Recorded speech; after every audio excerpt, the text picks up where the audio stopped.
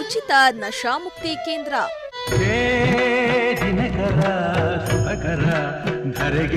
ಇಲ್ಲಿ ಹೊಡೆಯುವುದಿಲ್ಲ, ಬಡಿಯುವುದಿಲ್ಲ, ಮನ ಪರಿವರ್ತನೆಯೇ ಎಲ್ಲ.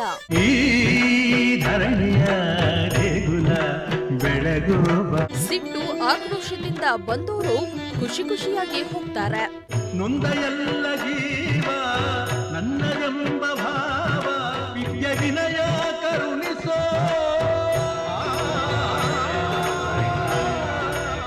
ಎಸ್ ವೀಕ್ಷಕರೇ, ನಶಾಮುಕ್ತಿ ಕೇಂದ್ರ, ಡಿ ಅಡಿಕ್ಷನ್ ಸೆಂಟರ್ ಅಂದ್ಬಿಟ್ರೆ ಸಾಕು. ಅಲ್ಲಿ ಹೊಡಿತಾರೆ, ಬಡಿತಾರೆ, ಕೆಟ್ಟ ಕಿರುಕುಳ ನೀಡಿ ಮದ್ಯಪಾನವನ್ನ ಬಿಡಿಸ್ತಾರೆ. ರೋಗಿಗಳಿಗೆ ಟಾರ್ಚರ್ ನೀಡಿ ಮಾದಕ ವ್ಯಸನದ ಅಡಿಕ್ಷನ್ನಿಂದ ಹೊರತರ್ತಾರೆ ಅನ್ನೋದು ಸಹಜವಾಗಿ ಎಲ್ಲರಲ್ಲಿಯೂ ಇರೋ ಅಭಿಪ್ರಾಯ. ಆದರೆ ಇದೆಲ್ಲದಕ್ಕಿಂತ ಅತ್ಯಂತ ವಿಭಿನ್ನವಾಗಿದೆ ತುಮಕೂರಿನಲ್ಲಿರೋ ಈ ನಶಾಮುಕ್ತಿ ಕೇಂದ್ರ.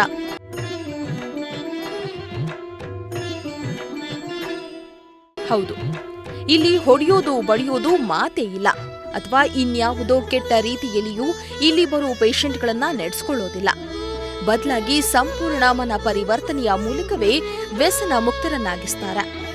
ಬರುವಾಗ ಕೆಟ್ಟ ಸಿಟ್ಟು ಆಕ್ರೋಶದಿಂದಲೇ ಬರೋ ವ್ಯಸನಿಗಳು ಇಲ್ಲಿ ಬಂದ ಕೆಲವೇ ದಿನಗಳಲ್ಲಿ ಫುಲ್ ಕೂಲ್ ಆಗ್ಬಿಡ್ತಾರೆ. ಬೇರೆ ರೋಗಿಗಳ ಜೊತೆ ಬೆರೆತು ಒಂದೇ ಕುಟುಂಬದವರಂತೆ ಆಗ್ಬಿಡ್ತಾರೆ. ಬೆಳಗ್ಗೆ ಎದ್ದ ತಕ್ಷಣವೇ ಯೋಗ, ವ್ಯಾಯಾಮ, ಪ್ರಾರ್ಥನೆ ಎಲ್ಲವನ್ನ ಮಾಡ್ತಾರೆ. ಇಡೀ ದಿನ ಒಂದಲ್ಲ ಒಂದು ಆಕ್ಟಿವಿಟಿಯಲ್ಲಿ ತೊಡಗಿಸಿಕೊಂಡು ಒಂದೇ ತಿಂಗಳಿನಲ್ಲಿಯೇ ಫುಲ್ ರೆಡಿ ಆಗ್ಬಿಡ್ತಾರೆ. ನಾನು ಹಿಂಗೆ 4 ವರ್ಷದ ಹಿಂದೆ ಕಲ್ತಿದ್ದೆ ಶೋಕಿ. ಸ್ಕೂಲಲ್ಲಿ ಏನಂದರೆ 8th ನಾನು ಸ್ಕೂಲಾಗಿ ದಮ್ಮೆಲ್ಲ ತಗೊಂಡೋಗ್ತಿದ್ದೆ, ಸೇದಿಸ್ತಿದ್ದೆ ಹುಡುಗರಿಗೆಲ್ಲ. ಹೆಂಗಂದರೆ ಬ್ಯಾಗಲ್ಲಿ ತಗೊಂಡೋಗ್ತಿದ್ದೆ ದಮ್ಮು. ಕಾಲೇಜ್ ಹುಡುಗರಿಗೆಲ್ಲ ನಾನು 8th ಇರ್ಬೇಕಾದ್ರೆ ಕಾಲೇಜ್ ಹುಡುಗರಿಗೆಲ್ಲ ಸೇದಿಸ್ತಿದ್ದೆ ದಮ್ಮು. ಈಚೆ ಬಂದು ಸ್ಕೂಲಲ್ಲಿ ಬಂಕ್ ಹೊಡೆಯೋದು ಜಾಸ್ತಿ. ಒಂದು ವರ್ಷದಲ್ಲಿ ಸ್ಕೂಲಲ್ಲಿ ನಾನು ಅಮ್ಮಮ್ಮ ಅಂದರೆ ಒಂದು 2 ತಿಂಗಳು ಹೋಗ್ತಿದ್ದೆ. ನಾನು 3 ವರ್ಷದಲ್ಲೂ 9th ಅಷ್ಟೇ, SLC 2 ತಿಂಗಳು 3 ತಿಂಗಳು ಸ್ಕೂಲಿಗೆ ಹೋಗ್ತಿದ್ದೆ. ಮಿಕ್ಕಿದೆಲ್ಲ ಫುಲ್ ಬಂತು ಹೊಡೆಯೋದು. ಇಲ್ಲಿ ಸ್ವಿಮ್ಮಿಂಗ್ ಪೂಲ್ ಇಲ್ಲೇ ಐತೆ ಪಕ್ಕದಾಗಿ. ಸ್ವಿಮ್ಮಿಂಗ್ ಪೂಲಿಗೆ ಹೋಗೋದು, ಈಜಾಡ್ಕೊಂಡು ಬರೋದು, ಅಲ್ಲಿ ಬಾರ್ ರೆಸ್ಟೋರೆಂಟಲ್ಲಿ ಕುಡ್ಕೊಂಡು ಎಣ್ಣೆ ಹೊಡೆಯೋದು, ಈಚೆ ಬಂದು ಕಲಿಸೋದು. ಈಚೆ ಹಂಗೆ ಓಡಾಡ್ತಿದ್ದೆ. ಅಲ್ಲೇನು ಮಾಡೋದಂದರೆ ಫುಲ್ಲು ಎಲ್ಲರಿಗೂ ರೋಲ್ ಕೊಡೋದು, ನೆಶೆ ಮಾಡೋದು. ನಮ್ಮ ಮನೆ ಪಕ್ಕದಲ್ಲೇ ಸಂಧಿ ಐತೆ, ಸಂಧಿಲಿ ಕುಂತ್ಕೊಂಡು ನೆಶೆ ಮಾಡ್ತೀನಿ. ಯಾರನ್ನ ಬಂದು ಕೇಳಿದ್ರೆ ಅವ್ರಿಗೆ ಹೊಡೆಯೋಕೆ ಹೋಗೋದು, ಇಲ್ಲ ಬೈಯೋಕೆ ಹೋಗೋದು. ಆಮೇಲೆ ಮನೇಲಿ ಏನು ಮಾಡ್ತಿದ್ದೆ ಅಂದರೆ ದುಡ್ಡು, ನಮ್ಮದು ಅಂಗಡಿ ಐತೆ ಮಾರ್ಕೆಟ್, ಹೋಗಿ ಮಾರ್ಕೆಟಲ್ಲಿ ಕೂತ್ಕೊಳ್ಳೋದು. ನನಗೆ ಎಷ್ಟು ಬೇಕು ಅಷ್ಟು ಖರ್ಚಿಗೆ ಎತ್ಕೊತೀನಿ. ಕೇಳೋರಿಲ್ಲ, ಏನಿಲ್ಲ. ನಮ್ಮ ಅಜ್ಜಿ ಎಲ್ಲ ಕೇಳೋರು, ಈ ಥರ ಎಲ್ಲ ಮಾಡಬೇಡ ಹಂಗೆ ಹಿಂಗೆ ಅಂತ. ಅವರು ಅಷ್ಟು ಹೇಳ್ತಾಯಿದ್ರು.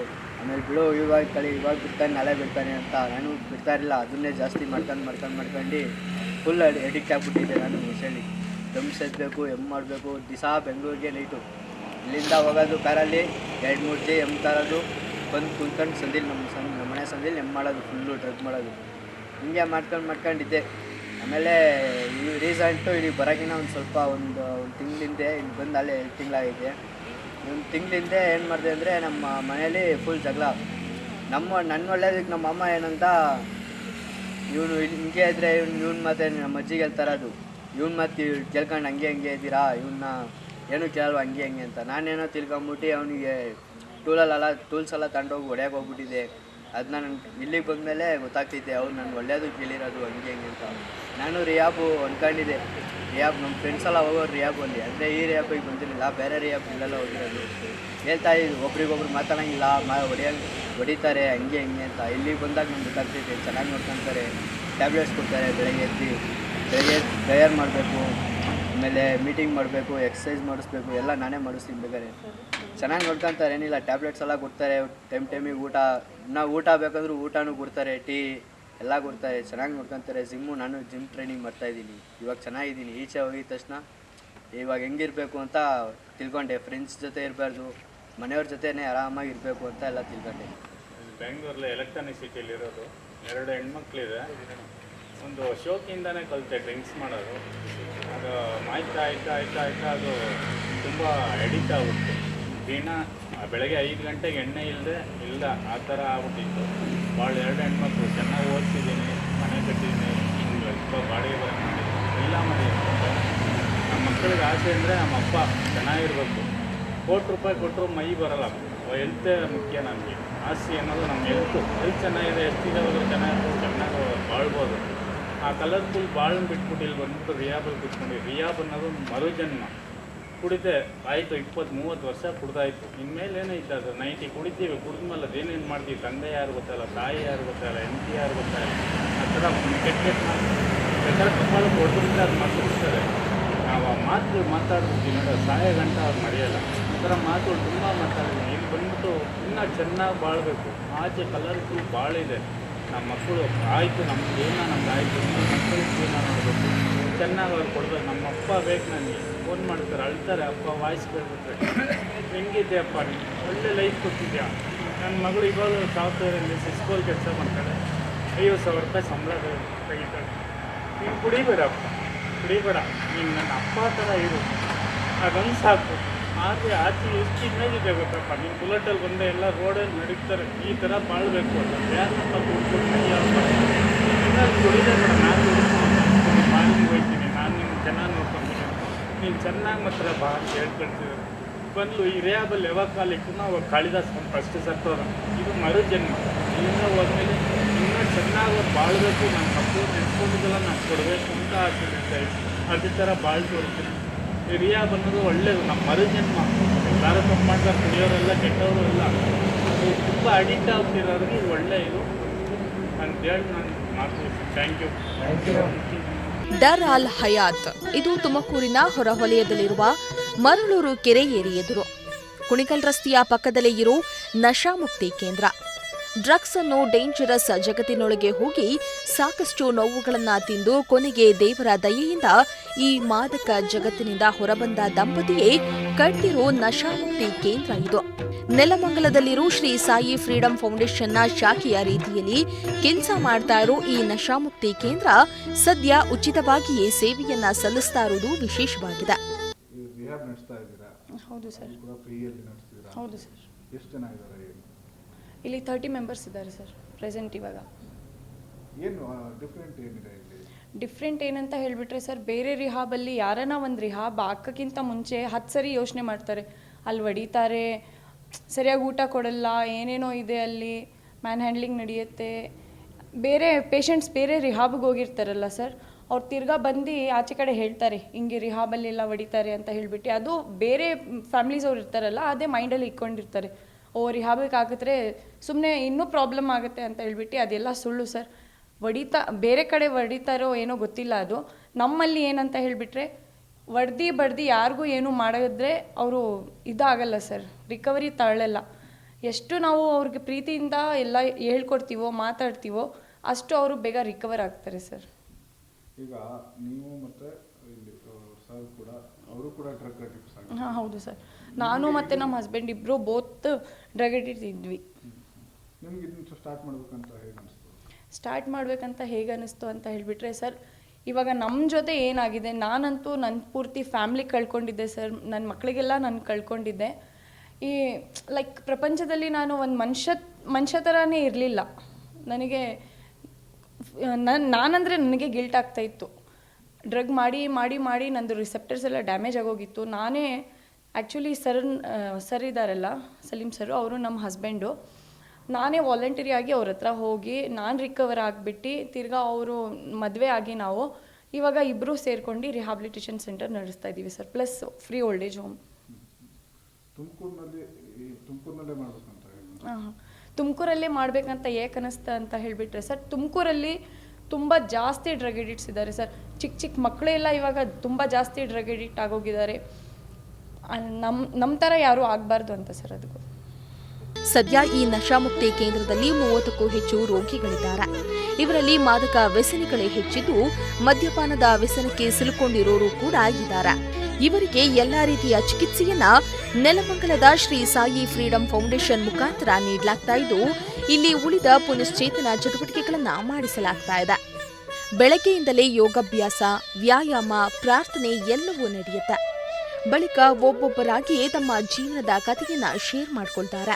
ಮಾದಕ ಜಗತ್ತಿಗೆ ಎಂಟ್ರಿ ಕೊಟ್ಟಿದ್ ಹೇಗೆ, ಅದರಿಂದ ಏನೆಲ್ಲ ಸಮಸ್ಯೆಯನ್ನ ಎದುರಿಸಿದ್ವಿ ಅದನ್ನ ಕೂಡ ಹೇಳ್ಕೊಳ್ತಾರೆ. ಇದರಿಂದ ರೋಗಿಗಳು ತಮ್ಮ ಮನಸ್ಸನ್ನ ಹಗುರ ಮಾಡ್ಕೊಳ್ತಾರೆ. ನಾನು ಕೆಲಸಕ್ಕೆ ಹೋಗಿ ಕೆಲಸ ಮಾಡಿಕೊಂಡು ಬಿಯರ್ ಕುಡಿಯೀನಿ. ಸಂಜೆ ಟೈಮು 1 ಬಿಯರು 2 ಬಿಯರು ಕುಡಿಯೀನಿ. ಆಗ ಕುಡಿತಾ ಇದ್ದೆ. ಎಣ್ಣೆ ಕುಡ್ಕೊಂಡು ಹೀಗೆ ನಮ್ಮ ಅಪ್ಪರಿಗೆ ಸ್ವಲ್ಪ ರೋಸೋದು, ಯಾರನ್ನ ಬೈಯೋದು ಜಾಸ್ತಿ ಬಿಯರ್ ಕುಡಿದಾಗ ರೋಸೋದು ಬೈಯೋದು ಹಿಂಗೆ ಮಾಡ್ತಾಯಿದ್ದೆ. ಮಾಡಿ ಬಿಯರ್ ಕುಡ್ಕೊಟ್ಟು ಕೆಲಸ ಮಾಡೋದು, ಲೇಟಾಗಿ ಮನೆಗೆ ಲೇಟಾಗಿ ಬರೀನಿ. ನಮ್ಮಪ್ಪ ತಂದೆಯವರು ಒಂದೊಂದು ಟೈಮ್ ಮಾತು ಕೇಳ್ತಿರಲಿಲ್ಲ, ಕೇಳ್ತಿರಲಿಲ್ಲ. ಕೇಳ್ತಾ ಇಲ್ವಲ್ಲ, ಹಿಂಗೆ ಎಣ್ಣೆ ಕುಡ್ಕೊಂಡು ಹಿಂಗೆ ಮಾಡ್ಕೊಂಡಿದ್ನಲ್ಲ. ನಮ್ಮ ತಂದೆಯವರು ಯಾವಾಗೂ ಸೇರಿದ್ರು. ಇಲ್ಲಿ ಬಂದಿದ್ದ ಮೇಲೆ ನಮಾಜ್ ಮಾಡಿಕೊಂಡು ನೈಟ್ ಟೈಮ್ ನಮಾಜ್ ಮಾಡಿಕೊಂಡು ಚೆನ್ನಾಗಿತ್ತು. ಇನ್ನು ಅದಾದ ನಂತರ ಬೆಳಗಿನ ತಿಂಡಿ ಇರುತ್ತೆ. ತಿಂಡಿಯಾದ ಬಳಿಕ ಮತ್ತೊಂದು ಸುತ್ತು ರೋಗಿಗಳ ನಡುವೆಯೇ ಮೀಟಿಂಗ್ ನಡೆಯುತ್ತೆ. ಆ ಮೀಟಿಂಗ್ನಲ್ಲಿ ರೋಗಿಗಳಿಗೆ ತಮಗೆ ಕಳೆದ ಒಂದು ದಿನದಲ್ಲಿ ಬಂದ ಬೇರೆ ಬೇರೆ ಯೋಚನೆಗಳನ್ನ ಅಲ್ಲಿದ್ದವರ ಮುಂದೆ ಹೇಳ್ಕೊಳ್ತಾರೆ. ಕುಟುಂಬದವರ ಬಗ್ಗೆ ಅನ್ಸಿದ್ದು, ತಮ್ಮ ಬಗ್ಗೆ ಅನ್ಸಿದ್ದು ಎಲ್ಲವನ್ನ ಕೂಡ ಮೆಲ್ಕಾಕುವ ಕೆಲಸವನ್ನ ಮಾಡ್ತಾರೆ.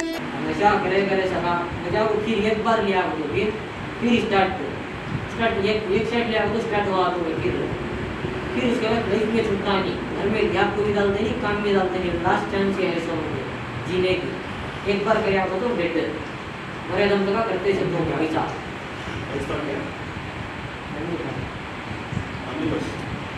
फैमिली को मैं कहता है मिस कर दो. हर आपका फैमिली मुझे मिस करिए.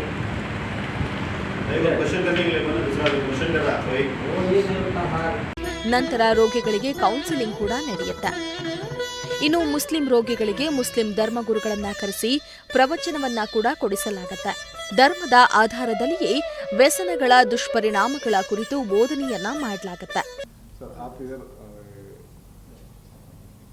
रिहैब सेंटर में दिन हर दिन आता है, क्या क्या करता है?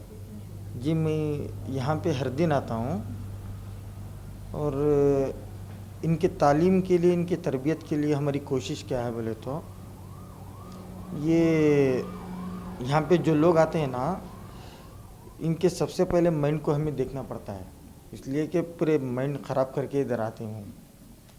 और इनको सुधारने के लिए सबसे पहले ये ज़रूरी है कि हमें अपने माइंड के हिसाब से उनको दुरुस्त नहीं करना पड़ता है, बल्कि उनके माइंड को हमें पढ़ना पड़ता है कि ये कौन से कैटेगरी का आदमी है.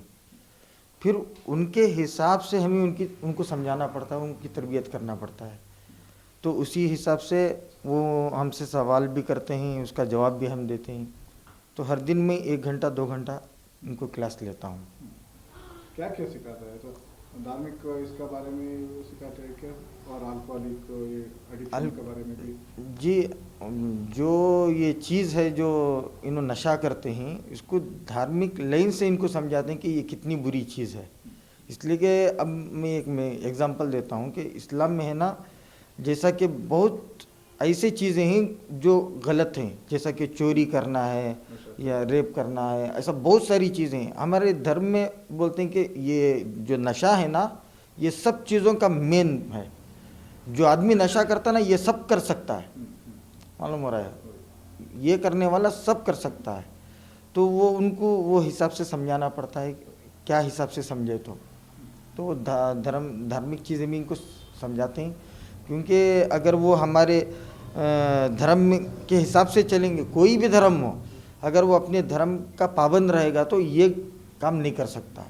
तो उस हिसाब से उनको समझाते हैं कि तुम दुनिया के भी नहीं रहे, न धर्म के रहे. आप ऐसे क्लास लेते हो, उसके बाद में पेशेंट्स का रिएक्शन कैसा रहता है? रिएक्शन तो बड़ा ज़बरदस्त रहता है. और मैं हर दिन इनको बोल के भी जाता हूँ कि कल मैं आता हूँ तो तुम अपने डाउट्स है ना रेडी करके रखना. फिर मैं दूसरे दिन आता हूँ तो अपने डाउट्स मुझे बोलते हैं, फिर मैं उसका आंसर करता हूँ. और कई बार मैं देखा हूँ कि जब मैं क्लास लेता हूँ ना तो रोते हैं. अभी हमारे साहिल भाई, इनको दिखाओ, ये भी हम मेरे क्लास में रहते हैं, तो उनको भी आप पूछ सकते हैं. और पेशेंट से भी मैं हमारे सर को बोलता हूँ क्लास लेने के बाद कि जब भी मैं जाता हूँ ना तो इनका फीडबैक लो कि मेरे क्लास कैसा है. अगर कुछ करेक्शन करने का रहा तो हम वो हिसाब से चलेंगे, तो हम ये कोशिश भी करते हैं. ಒಟ್ನಲ್ಲಿ ಇಲ್ಲಿ ಬರುವ ವ್ಯಸನಿಗಳನ್ನ ಸಂಪೂರ್ಣವಾಗಿ ಮನ ಪರಿವರ್ತನೆ ಮಾಡುವ ಮೂಲಕವೇ ವ್ಯಸನ ಮುಕ್ತರನ್ನಾಗಿಸುವ ಕೆಲಸವಾಗ್ತಾ ಇದೆ. ಇಲ್ಲಿ ಚಿಕಿತ್ಸೆ ಪಡೆದವರು 100ಕ್ಕೆ 100ರಷ್ಟು ನಶಾಮುಕ್ತರಾಗಿದ್ದಾರೆ ಅನ್ನೋದು ಈ ನಶಾಮುಕ್ತಿ ಕೇಂದ್ರದವರು ಅತ್ಯಂತ ವಿಶ್ವಾಸದಿಂದ ಹೇಳುವ ಮಾತು. कैसा है, डिफरेंट है सर डिफरेंट रिहैब, दूसरे रिहैब में और ये रिहैब में बहुत डिफरेंट है सर। ये दूसरे रिहैब में सबसे पहले अगर कोई अपनी फैमिली, उनका बेटा हो या उनका हस्बैंड हो, अगर वो एडमिशन कराने से पहले उनके दिमाग में 10 क्वेश्चंस आते हैं। क्योंकि रिहैब सेंटर बोले तो सबसे फर्स्ट थॉट उनके माइंड में आता है मैन हैंडलिंग।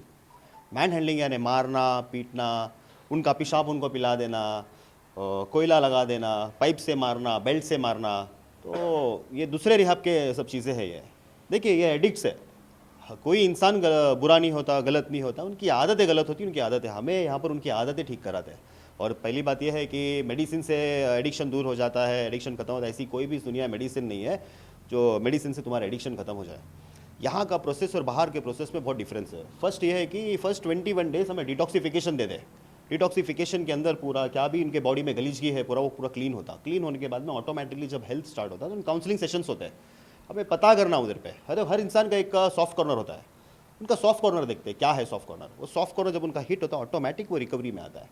और उनका देखा जाता है उधर पे उनका एडिक्शन स्टार्ट कहाँ से हुआ है, कि दोस्तों के साथ में हुआ है। ऐसी कुछ चीज़ें ऐसी होती है कि हमें भी पता नहीं होती है, उनके फैमिली मेम्बर्स को पता नहीं होती नशा क्यों कर रहा है।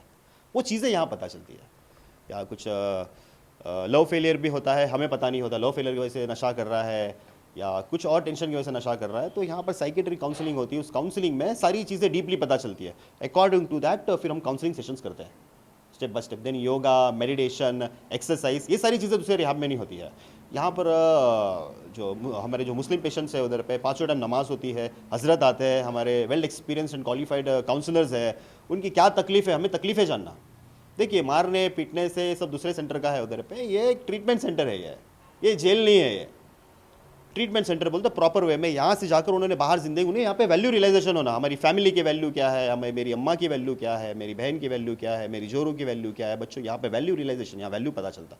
जहाँ वैल्यू रियलाइजेशन स्टार्ट हो गया उधर पे ऑटोमेटिकली वो रिकवरी में जाता है। वो ऐसा भी नहीं दूसरे रिहैब सेंटर में डिस्चार्ज होने के बाद में पैसे ले लिए छोड़ दिया उधर पे। यहाँ पर वो भी नहीं है। तुम्हारे पास पैसे है तो ट्रीटमेंट के लिए दो, नहीं है तो मेडिसिन वगैरह, हम सिर्फ मेडिसिन का चार्ज करते हैं वो। और क्या भी food and accommodation is free, हमें फूड एकोमोडेशन फ्री करते हैं, सिर्फ मेडिसिन के चार्जेस करते हैं। बाकी देने वाला अल्लाह है। वो चीज़ है, क्योंकि हमें भी इसमें थे, ये एडिक्शन के अंदर मैं था, मुझे मालूम वो चीज़ की फीलिंग क्या होती है, एक फैमिली डैमेजेस क्या होते हैं, वो सब चीज़ें हमें पता है उधर का। तो दूसरे रिहैब सेंटर में इसमें फ़र्क है। यहाँ डिस्चार्ज होने के बाद में भी पेशेंट को फॉलोअप में रखते हैं, उन्हें मीटिंग्स कराते हैं, बाहर जाकर मीटिंग्स करना, उनकी क्या एक्टिविटीज़ है हमें जानते हैं उधर पर। क्योंकि उन्हें बाहर जाकर रिलैप्स होने बोले तो उसमें हमारा भी नाम खराब होता है। तो हमें 100% गारंटी के साथ रिकवरी देते हैं। यहाँ पे थोड़ा टाइम ज़्यादा रखते हैं, लेकिन अच्छे से नीट एंड क्लीन से हमें रिकवरी करके देते हैं। ಅದೇನೇ ಇರಲಿ, ಇತ್ತೀಚೆಗೆ ಈ ಮಾದಕ ವ್ಯಸನ ಅನ್ನೋದು ಒಂದು ರೀತಿಯ ಸಾಮಾಜಿಕ ಪಿಡುಗಾಗಿ ಬದಲಾಗಿದೆ. ಈ ಪಿಡುಗನ್ನ ಹೋಗಲಾಡಿಸಲು ಇಂತಹ ಸೇವಾ ಮನೋಭಾವ ಉಳ್ಳವರ ಅವಶ್ಯಕತೆ ತೀರಾ ಇದೆ. Bureau report, Prajashakti TV, Tumakuru.